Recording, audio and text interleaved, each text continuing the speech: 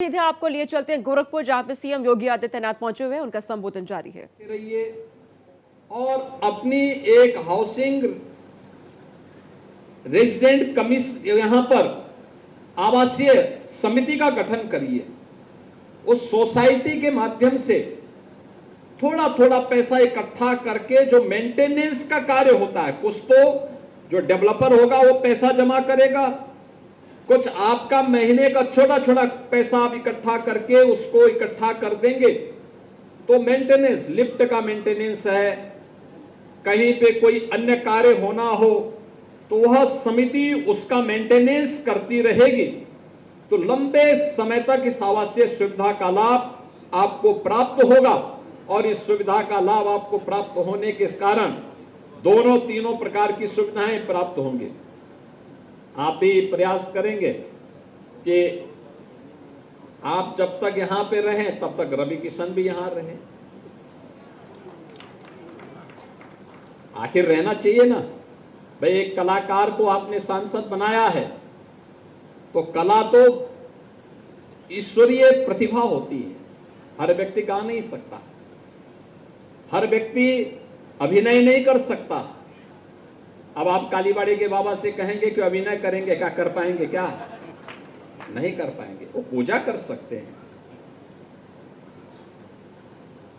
लेकिन अभिनय नहीं कर पाएंगे।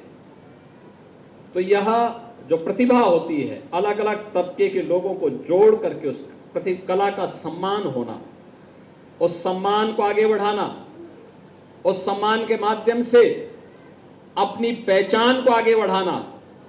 अगर आपके पास एक कलाकार सांसद नहीं होता तो आपको आवास की सुविधा का लाभ मिल रहा है और उसमें वो फ्री में आपके गाना सुना रहे हैं। अगर कोई और जगह दूसरे जिले में करेंगे तो इसी के लाखों रुपया ले लेंगे, लेकिन आपको फ्री में उन्होंने सुनाया है। मैं धन्यवाद देता हूं रवि किशन जी आपको इस कार्य के लिए और इन सबको बधाई देता हूं। सरकार का जो अभियान है, हर परिवार को, हर जरूरतमंद को उसके अनुरूप आवास की सुविधा उपलब्ध हो। और विकास प्राधिकरणों से भी मैं प्रदेश भर में कहूंगा, अभी हम लोग लखनऊ में एक आवासीय सुविधा देने जा रहे हैं।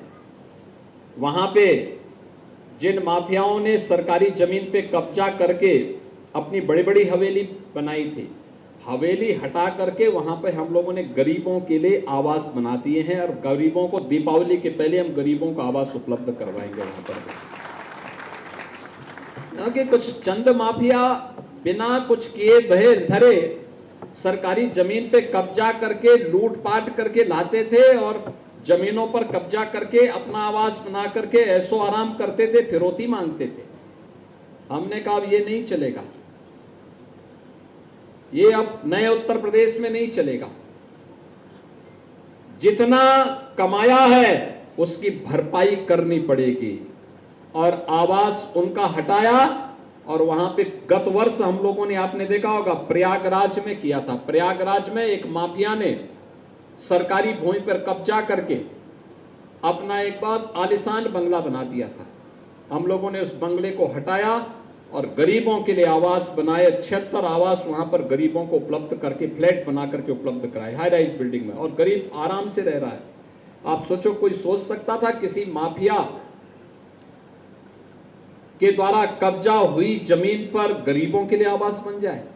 अब लखनऊ में भी हम करने जा रहे हैं, लखनऊ में भी करने जा रहे हैं। तो इसलिए अच्छे लोगों को चुनेंगे तो अच्छा ही कार्य होगा, अच्छा ही परिणाम आएगा। आज के इस अवसर पर एक बार फिर से आप सबको मैं बधाई देता हूं। इन योजनाओं का लाभ, यानी 160 परिवार को तो ये आवास की सुविधा प्राप्त हो ही रही है। विकास के तमाम अन्य कार्य यहां पर हो रहे हैं। बहुत जल्दी हम लोग खोराबार की स्कीम को भी आगे बढ़ाने में सफल होंगे। इस विश्वास के साथ आप सबके प्रति मेरी मंगलमय शुभकामनाएं हैं। धन्यवाद। जय हिंद।